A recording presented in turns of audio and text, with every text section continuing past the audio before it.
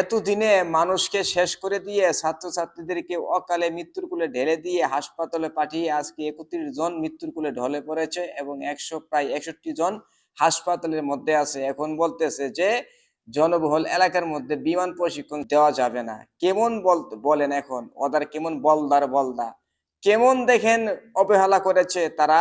জনগণের জনবসতির এলাকার মধ্যে বিমান প্রশিক্ষণ, আরো পাইলটরা প্রশিক্ষণ দিচ্ছে। এতদিনে মানুষ মারা যাওয়ার পরে এখন এরকম সিদ্ধান্ত নিচ্ছে। সমস্ত দায়ভার বিমান বাহিনীকে দিতে হবে।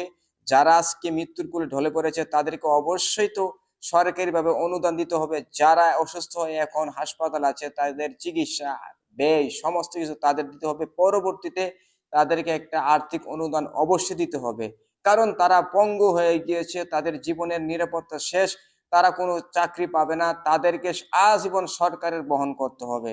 আপনারা আমার সাথে একমত কিনা অবশ্যই প্রতিবাদ গড়ে তুলুন। আসসালামু আলাইকুম।